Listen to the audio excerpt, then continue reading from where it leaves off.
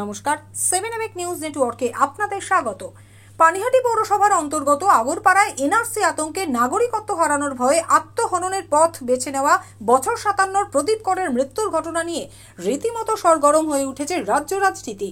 চলতি সপ্তাহের মঙ্গলবার এই ঘটনার পরেই বুধবার মৃতের পরিবারের সাথে দেখা করার পাশাপাশি তাদের সমবেদনা জানাতে আগরপাড়ায় এসেছিলেন তৃণমূলের সর্বভারতীয় সাধারণ সম্পাদক তথা সেকেন্ড ইন কমান্ড সাংসদ অভিষেক বন্দ্যোপাধ্যায়। আর ওই দিনই অভিষেক বন্দ্যোপাধ্যায় বেরিয়ে যাবার ঘন্টা দুয়েক পর মৃত প্রদীপ করের পরিবারের সঙ্গে দেখা করতে আসেন প্রদেশ কংগ্রেস কমিটির রাজ্য সভাপতি শুভঙ্কর সরকার, অসিত মজুমদার সহ কংগ্রেসের প্রতিনিধি দল। তাদের সঙ্গে উপস্থিত ছিলেন পানিহাটি পৌরসভার 7 নম্বর ওয়ার্ডে কংগ্রেস পৌরপিতা রাজা আহমেদও।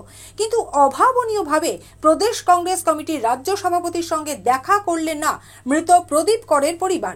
বেশ কিছুক্ষণ অপেক্ষা করবার পর পরিবারের সঙ্গে দেখা না করেই ফিরে যেতে হলো রাজ্য সভাপতি সহ কংগ্রেসের প্রতিনিধি দলকে, যা অত্যন্ত রাজনৈতিক তাৎপর্যপূর্ণ বলেই মনে করছেন তারা।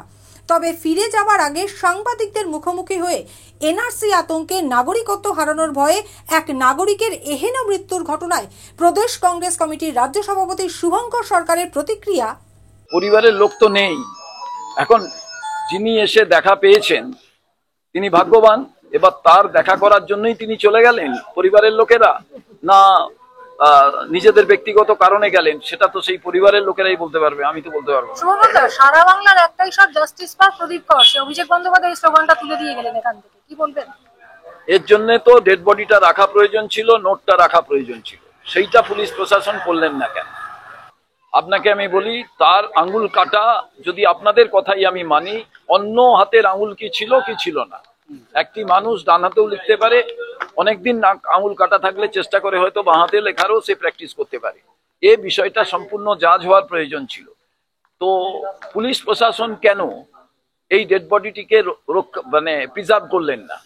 ফরেন্সিক ডিপার্টমেন্ট কেন এটা দেখলেন না? যে সুসাইড নোট ছিল সেই সুসাইড নোটের সঙ্গে ওনার হাতের লেখা এগুলো তো সব মেলানোর প্রয়োজন ছিল। তো যখন ডেড বডি পুড়িয়ে দেওয়া হলো, এরপরে তো আর কোনো প্রশ্ন আসে না। তো এবার আরজি কর এর ব্যাপারে জাস্টিস ফর আরজি কর যেরকম থাকে, প্রদীপ করের আরজি কর জাস্টিসের জন্য যে আহ্বান, সেই আহ্বানটা তো রাজ্য প্রশাসনের দেখা দরকার ছিল। তার মানে কি অভিষেক বন্দ্যোপাধ্যায় রাজ্য প্রশাসনকে কাঠগড়ায় তুললেন? শুভঙ্কর, এইখানেই তার জন্ম, এখানেই 50 বছর বসবাস, তার নামও আছে, তবু এই ঘটনার পেছনে কি অন্য কোনো কিছু মনে হচ্ছে? পুরোটা ইনভেস্টিগেশন না হলে, আমি ইনভেস্টিগেশন এজেন্সি নয়, কিন্তু যেভাবে টোটাল বিষয়টি আজকে সংগঠিত হলো, এর থেকে এটার স্বচ্ছতা নিয়ে বহু প্রশ্ন এসে সামনে দাঁড়িয়ে। আপনাদের কি পদক্ষেপ থাকবে?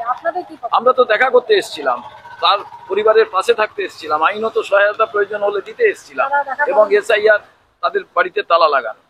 এবার তারা নিজেদের জন্য প্রয়োজনে চলে গেছেন না কারুর চাপের জন্য চলে গেছেন, সেসব তো তাদের সঙ্গে দেখা না হওয়া পর্যন্ত বুঝতে পারবো না। কোনো প্রতিবেশী তো সেই কথা আমাদের বললেন না এখনো পর্যন্ত। আপনাদের পদক্ষেপ কি থাকবে? আমাদের পদক্ষেপ কি থাকবে? সেই পরিবারই যদি নিজেরা না অগ্রণী ভূমিকা গ্রহণ করে, তো আর তাহলে রাজ্যের মানুষ কি ভূমিকা গ্রহণ করে? এই ধরনের ঘটনা মানে কি বলবেন? এই যে খুব বেদনাদায়ক ঘটনা। এসআইআর এর বিষয় যদি উনি আত্মহত্যা করে থাকেন আতঙ্কে বা ভয়ে, তাহলে নির্বাচন কমিশনের সমস্ত দায়ভার বহন করা প্রয়োজন। সেই বিষয়টি তো নির্বাচন কমিশনের গোচরে আনা দরকার ছিল। তার ডেড বডিটা রেখে, তার সুসাইড নোট রেখে, টোটাল পুলিশ ইনভেস্টিগেশন প্রপারলি করে জনসমক্ষে এটাকে তুলে ধরা দরকার ছিল। তাড়াতাড়ি যুদ্ধকালীন তৎপরতায় ডেড বডিকে দাহ করে দেওয়ার এটা কোনো যৌক্তিকতা তো আছে বলে মনে হয়। সেটা তো ইনভেস্টিগেশন, প্রচুর এজেন্সি আমাদের এই সরকার, কেন্দ্রীয় সরকার সবার কাছে আছে, তারা এবার বিষয়টি ভেবে দেখবে। কেন্দ্রীয় এজেন্সির আবেদন জানাচ্ছেন? আমি কোনো এজেন্সির আবেদন জানাচ্ছি না, আমি শুধু বলছি সত্য উদ্ঘাটিত হোক। রাজ্য কেন্দ্র দুজনেই আছে, তার কারণ এসআইআর প্রক্রিয়া নিয়ে বহু প্রশ্ন মানুষের মনে আতঙ্ক সৃষ্টি করেছে, এটা থেকে আরো বড় আতঙ্কের সৃষ্টি হবে। এ ব্যাপারে স্বচ্ছতা নির্বাচন কমিশন গ্রহণ করবে। যে পানিহাটিতে এসআইআর ডিক্লেয়ার পর এই আত্মহত্যা, নির্বাচন কমিশন কেন টেক ওভার করে? তার মৃত্যুর খবর আসার সঙ্গে সঙ্গে কেন নির্বাচন কমিশন এই ডেড বডিকে, এই টোটাল বিষয়টাকে টেক ওভার করলে, তাহলে তো আজকে এই প্রশ্নের সম্মুখীন হওয়ার কোনো জায়গা থাকতো না। যে পানিহাটিতে আরজি করের ঘটনায় অভিষেক বন্দ্যোপাধ্যায় একবারও আসেনি, সেই পানিহাটিতে এই ঘটনায় অভিষেক বন্দ্যোপাধ্যায়, কি বলবেন? কি কোনো কার কোথায় বিবেক বেশি করে জাগ্রত হয় সে তো তিনিই বলতে পারবেন। পানিহাটিতে যখন ডাক্তার বন্টি মারা যায় সেখানেও আমরা এসেছিলাম, এখানেও আমরা এসেছিলাম। কিছুদিন পরে দেখবেন যে এই ভাই বোন তারা তাদের মতো করে অনেক মানুষের সাহায্য চাইছেন।